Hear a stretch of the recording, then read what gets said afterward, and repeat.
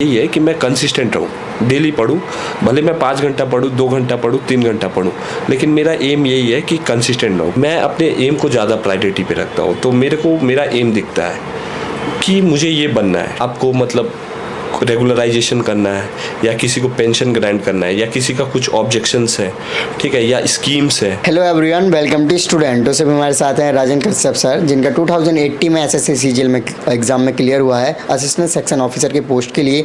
साथ में अभी वो यूपीएससी के लिए भी प्रिपरेशन कर रहे हैं। तो आज हम जानते हैं उनकी एसएससी की क्या स्ट्रेटजी रही, साथ में वो यूपीएससी के लिए किस तरीके से प्रिपरेशन कर रहे हैं। तो जो भी बातें होती है इस वीडियो में कवर करते हैं। अभी तक आपने चैनल को सब्सक्राइब नहीं किया तो चैनल को सब्सक्राइब कर लीजिए। एंड आपके जो भी क्वेरीज होते हैं आप हमें इंस्टाग्राम एंड फेसबुक पर मैसेज कर सकते हैं। सबसे पहले आप अपना नाम और एजुकेशन बैकग्राउंड बताएं। मेरा नाम राजन कश्यप है, मैं असिस्टेंट सेक्शन ऑफिसर हूँ मिनिस्ट्री ऑफ डिफेंस में। मैंने अपना ग्रेजुएशन बीएससी केमिस्ट्री ऑनर्स में किया है बनारस हिंदू यूनिवर्सिटी से। ओके, सो आप एसएससी सीजीएल वगैरह की प्रिपरेशन कब से स्टार्ट की थी? मैं 2018 का ग्रेजुएट हूँ। जब मैं ग्रेजुएशन पास हुआ था तो एसएससी की फॉर्म आई थी, मैंने फॉर्म भरा था उस समय। तो 2018 में मैंने प्रिपरेशन शुरू की थी, और जब मैं प्रिपरेशन के दौरान था तो मैं मुखर्जी नगर आया था। तो मुखर्जी नगर में अराउंड 2019 के जून में पेपर हुआ था। तो आई गॉट अराउंड 6 मंथ्स। तो मैंने पूरा फुल फ्लेज स्टडी किया था अराउंड 6 मंथ्स एसएससी की तैयारी के लिए। ओके, सो जैसे कि अभी आप यूपीएससी के लिए भी प्रिपेयर करने का सोच रहे हो, तो क्या स्टार्टिंग में यूपीएससी का सोच के आए थे, फिर एसएससी का किस तरीके से क्या सिचुएशन? ना, मैं ये सोच के आया था कि मैं कोई जॉब ले लूँगा जो मेरा बैकबोन बन जाएगा। उसके बाद मैंने ये सोचा था कि आई विल परस्यू फॉर मतलब ग्रुप ए पोस्ट, जो कि यूपीएससी द्वारा रिक्रूट होती है। तो मेरा प्लान अभी फ़िलहाल में यही है कि मैं यूपीएससी और स्टेट पीसीएस को टारगेट कर रहा हूँ, यही मुखर्जी नगर रह के। ओके, सो अपने आप एसएससी सीजीएल की जर्नी के बारे में बताइए कि कब एग्ज़ाम दिया, क्या रिजल्ट रहा, प्रीलिम्स के कितने नंबर आए, मेंस में कैसे रहा, देन फाइनल।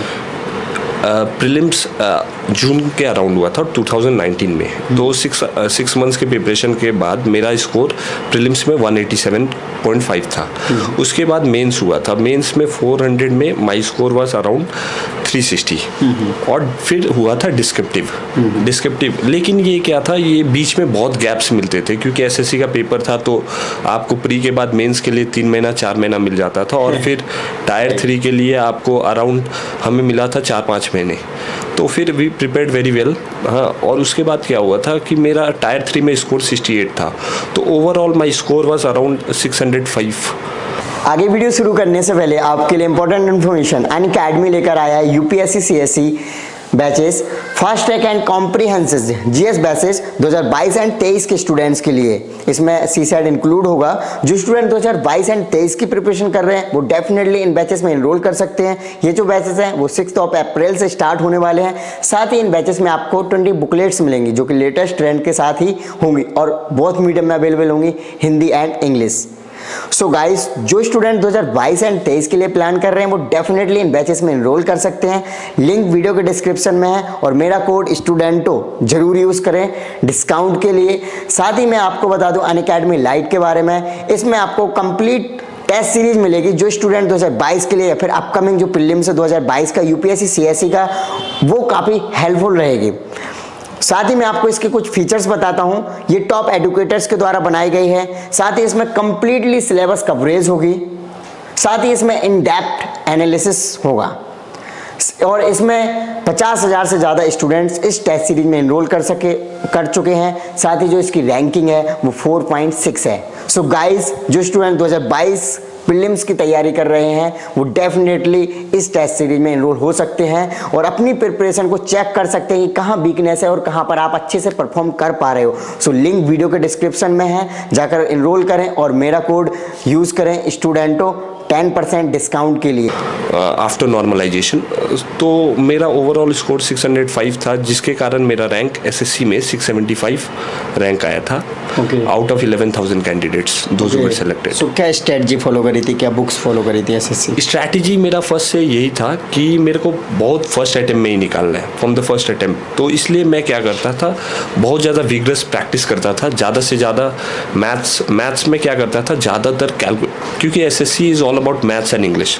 तो मैथ्स में ज़्यादा से ज़्यादा कैलकुलेशंस पे फोकस करता था कि जो टूल्स थे उनको शार्पन करना है। तो मैं ज़्यादातर चैप्टर्स वगैरह तो लगाता था, लेकिन मेरा यही था कि मेरे को वो टूल्स को इस तरह शार्पन करना है कि मैं माइंड पे कैलकुलेशन कर पाऊँ, और अल्टीमेटली उसने मेरा रिजल्ट पे तो हेल्प किया ही, और नो डाउट मेरा मैथ में भी स्कोर बहुत अच्छा रहा। और इंग्लिश में मेरी यही स्ट्रैटेजी थी कि इंग्लिश में ज़्यादातर रिवाइज करता था। वो कैब्स हो गया, वन वर्ड सब्स्टिट्यूशंस हो गए, या एंटो साइन हो गए, ठीक है, या ग्रामर्स के रूल हो गए, मैं इनको ज़्यादातर रिवाइज करता था और न्यूज़पेपर पढ़ता था, क्योंकि अंडरस्टैंडिंग हो कि मैं वहाँ कॉम्प्रिहेंशन हो गया, क्लोज टेस्ट हो गया, ये सबको अच्छी तरह डिकोड कर पाऊँ। Right, okay. सो अभी आप यूपीएससी के लिए प्रिपरेशन कर रहे हो, तो किस तरीके से अभी जॉब कर रहे हो आप? जॉब के साथ मैनेज कैसे कर रहे हो? जॉब के साथ बेसिकली मेरा ये रहता है कि I get around 6 in the morning, तो 6 से मैं 9 साढ़े 9 तक मैं लाइब्रेरी में रहता हूँ। मेरे रूम के जस्ट नीचे लाइब्रेरी है, तो लाइब्रेरी में मैं रहता हूँ। लाइब्रेरी में मैं पढ़ाई करके उसके बाद मैं नहा धो के अपना ऑफिस जाता हूँ।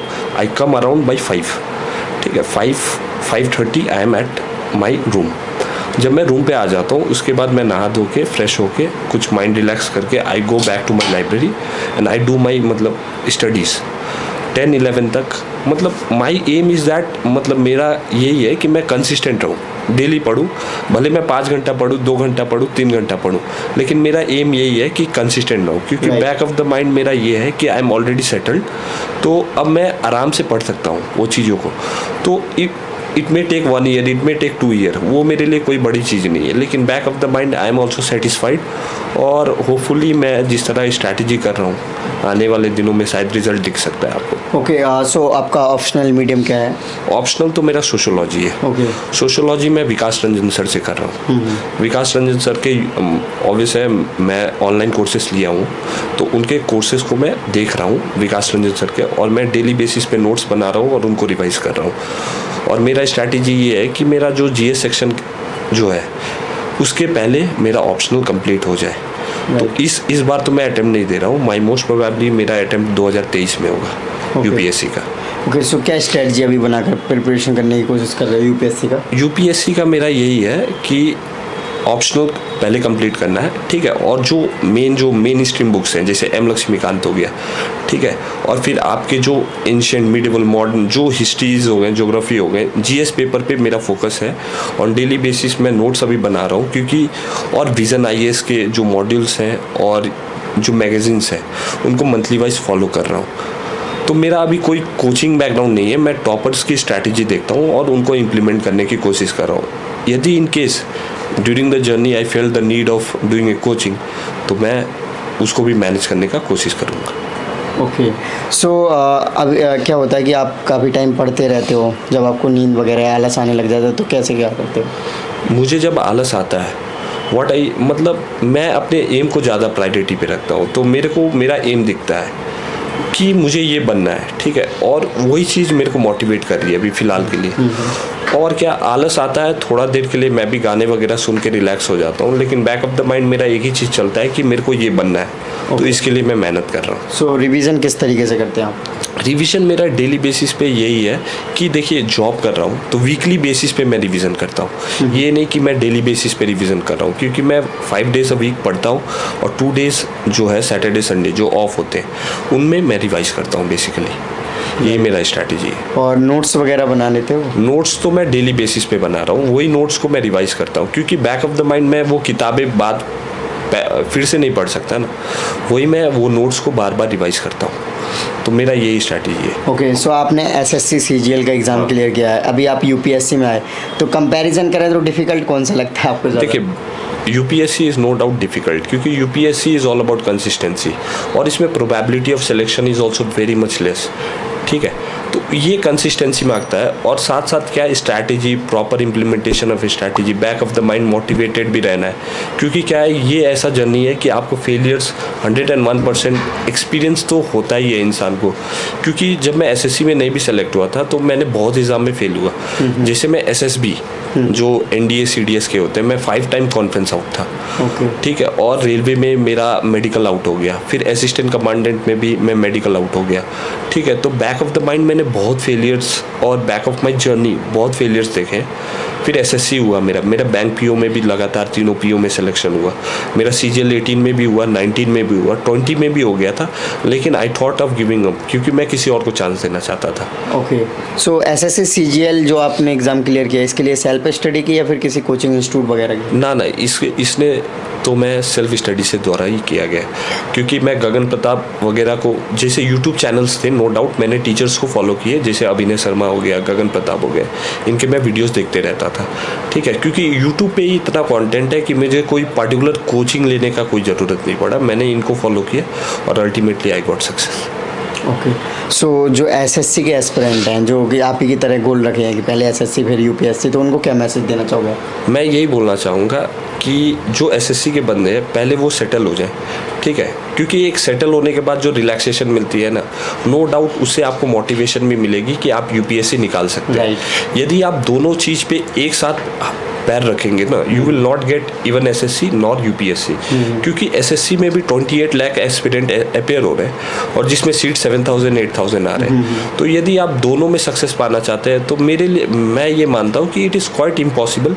यदि हो सकता है, एक्सेप्शंस होते हैं, लेकिन for a general candidate it is very difficult. तो ये आप ASO के पोस्ट पर हो, तो बेसिकली क्या काम करना होता है और किस तरीके से आप ऑफिस में वर्क करते हो, क्या चीज़ें रहती हैं? बेसिकली हम सेक्शन ऑफिसर हैं, असिस्टेंट सेक्शन ऑफिसर, जो कि प्रमोट होंगे सेक्शन ऑफिसर में, फिर under secretary is equivalent to the rank of IAS officer. तो IAS ऑफिसर अल्टीमेटली यदि प्रमोशंस देखे जाए तो 10-15 ईयर्स में I will be at the rank, मतलब अंडर सेक्रेटरी। हमारा काम बेसिकली यही रहता है कि कुछ भी फाइल्स होती है मिनिस्ट्रीज़ में, वो एक ASO ही स्टार्ट करता है and it goes up to the rank of joint secretary, फिर एडिशनल सेक्रेटरी के फाइल, और इवन मिनिस्टर्स के पास भी फाइल्स जाती है।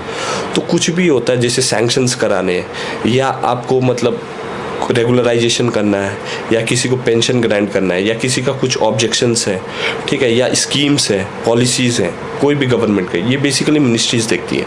तो हमारा काम यही होता है कि इनको ड्राफ्ट करना, और हिरार्की वाइज ये ऊपर तक जाती है। ओके। सो आपकी हॉबीज़ क्या है वैसे? वैसे देखिए, मेरी हॉबीज़ तो मेरा व्लॉगिंग है, नो डाउट मैं व्लॉग बनाना चाहता हूँ, व्लॉगर बनना चाहता हूँ, एंड सेकेंड इज़ डांसिंग, मुझे डांस बहुत पसंद है। ओके। तो ये दोनों फोटे हैं, लेकिन क्या है, अभी मेरे कुछ UPSC के कारण मैं थोड़ा लैग कर रहा हूँ इनमें, क्योंकि I want to give time to studies also, क्योंकि मेरा एज अभी मेरे को वो रेस्ट्रिक्शन दे रहा है, क्योंकि I am at the age of 24 और मेरा अभी कैरियर है आगे। तो मुझे सोच रहे हैं कि मैं ग्रुप A में जाके फिर मैं हॉबीज़ परस्यू करूँ। ओके। सो जो सर का ब्लॉगिंग चैनल है उसका लिंक मैं वीडियो के डिस्क्रिप्शन में दे दूंगा। सर जैसे कि कुछ SSC के स्टूडेंट्स होते हैं, उनको समझ नहीं आता है कहाँ से तैयारी करना स्टार्ट करें, तो वो कैसे करें? देखिए, मेरा यही कहना है, फर्स्ट कोई भी स्टूडेंट हो, उनको एग्जामाइन करना पड़ेगा उनका पोटेंशियल क्या है। आई डोंट मीन टू से मतलब कि पोटेंशियल लो है तो वो नहीं कर पाएंगे। उन्हें, जैसे किसी का मैथ वीक है, किसी का इंग्लिश वीक है, क्योंकि SSC is all about math और इंग्लिश।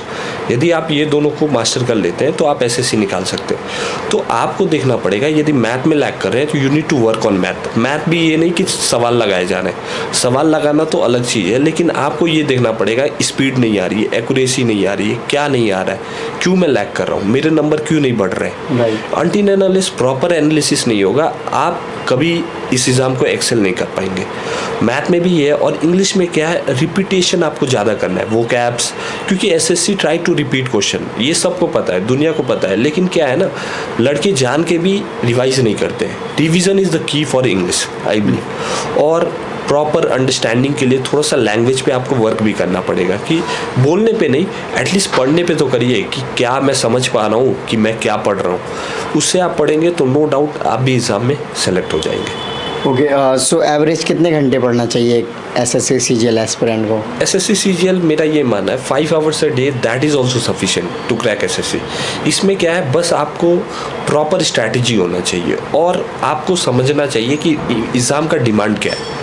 जिस दिन आप ये समझ गए, आप 2 घंटा भी पढ़ के निकाल सकते हैं, 3 घंटा भी पढ़ के निकाल सकते हैं। और यदि आप ये नहीं समझ पाए तो आप पूरा 4 साल पढ़िए, 5 साल पढ़िए, आपको हमेशा फेलियर मिलेगा। ओके, सो कुछ ऐसे टिप्स एंड ट्रिक्स होंगे जो कि हर यूपीएससी एस्पिरेंट को फॉलो करने चाहिए, उनके बारे में बताइए, या फिर एसएससी एस्पिरेंट। देखिए, ट्रिक्स एंड ट्रिप यही है कि आपको परसिस्टेंट मेहनत करना पड़ेगा, कंसिस्टेंसी आपको हमेशा रखना पड़ेगा।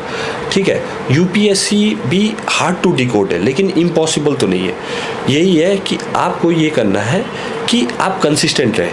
कोई भी चीज़ है, कोई भी आपको डिमोटिवेट करता है, उससे आप दूर रहें और वो एम्बियंस में रहें जहाँ पे उसका माहौल है। जैसे मैं एसएससी की तैयारी करता था तो मेरे दोस्त अधिकतर एसएससी वाले थे। अब मैं यूपीएससी के कर रहा हूँ, I am trying to make friends of UPSC genre, कि मेरा रेगुलर बेसिस पे डिस्कशन हो पाए कि उसने मॉक दिया, हाँ यार उसने विजन का टेस्ट सीरीज सब्सक्राइब किया, उसने वो जीएस के नोट्स बना रहा है, वो ऑप्शनल की तैयारी कर रहा है, तो you remain in touch with everyone. तो इससे क्या होता है, एम्बियंस बन जाता है, और एम्बियंस बन जाता है तो आप वो एग्ज़ाम को 100% निकाल पाएंगे। ओके, सो जैसे कि एसएससी में 60 मिनट्स में 100 क्वेश्चंस करने होते हैं, तो वहाँ टाइम मैनेजमेंट का बहुत इशू आता है, तो वो उसके लिए आपने क्या किया और क्या करना चाहिए स्टूडेंट्स को? टाइम मैनेजमेंट का यही इशू है कि आपको क्या है, प्रॉपर स्किपिंग आना चाहिए। आपको क्वेश्चन का इस तरह परख होना चाहिए कि ये क्वेश्चन मेरे से नहीं होगा। एग्ज़ाम के पहले ही आपको पता चल जाना चाहिए कि ये क्वेश्चन नहीं होगा। और ये कैसे पता चलेगा? ये आपका प्रैक्टिस के द्वारा पता चलेगा। जैसे 60 क्वेश्चन आ रहे हैं, यदि 100 क्वेश्चन आ रहे हैं, तो आपको ये देखना है कि कौन सा क्वेश्चन टफ है, उसको मैं पहले स्किप करूं और इजी क्वेश्चंस करूं। फिर क्या है, टफ क्वेश्चंस पे आइए। तो क्या होता है, जैसे आप मान लीजिए इजी क्वेश्चन 30 मिनट्स में कर रहे हैं, रिमेनिंग 30 मिनट्स में यदि आप एक क्वेश्चन को 5 मिनट भी देते हैं तो वो हार्ड क्वेश्चन डिकोड हो जाता है। और क्या होता है, स्पीड में ना इवन इजी भी नहीं होता और हार्ड भी नहीं होता है। तो इस तरह आपको करना है कि आपको प्रॉपर स्किपिंग आना चाहिए कि मेरा ये स्ट्रैटेजी हो तो मैं निकाल पाऊंगा। ओके, सो नए जो एस्पिरेंट हैं, जो प्रिपरेशन में आना चाहते हैं, सिविल सर्वेंट या एसएससी सीजीएल में, उनको क्या मैसेज देना चाहिए? मेरा यही मैसेज है कि everything is possible in this world. एक ही कोट बोलूँगा लास्ट में, रख हौसला वो मंजर भी आएगा, तुझ जैसे प्यासे के पास चलकर समंदर भी आएगा, थक कर ना हार के बैठ ए मंजिल के मुसाफिर, मंजिल भी मिलेगी और मिलने का मज़ा भी आएगा। सो दैट यही पूरा जर्नी के बारे में बताता है कि आपको हमेशा कंसिस्टेंट रहना है और आपको अपने आप को अंदर से मोटिवेट करना है कि मैं कर पाऊँगा। यदि कोई भी डीमोटिवेट करता है, उससे दूर रहिए। और ज़्यादा से ज़्यादा क्या करिए, उनके इन्फ्लुएंस में रहिए जिन्होंने एग्ज़ाम निकाला है और जो उस चीज़ के लिए प्रिपेयर कर रहे हैं, और जिनको आपको लगता है कि ही कैन डू इट, तो उससे ज़्यादातर दोस्ती रखिए। That is my suggestions to SSC aspirants. Okay, so thank you so much for your lovely message. So guys, देखा कि सर ने अपनी जर्नी को आपके साथ में शेयर किया। सो आई होप कि आपको वीडियो अच्छी लगी होगी। तो इस वीडियो को लाइक करें। अभी तक आपने चैनल को सब्सक्राइब नहीं किया तो चैनल को सब्सक्राइब कर लीजिए। एंड आपके जो भी क्वेरीज होते हैं आप हमें इंस्टाग्राम एंड फेसबुक पर मैसेज कर सकते हैं। इन सभी के लिंक वीडियो के डिस्क्रिप्शन में। जय हिंद।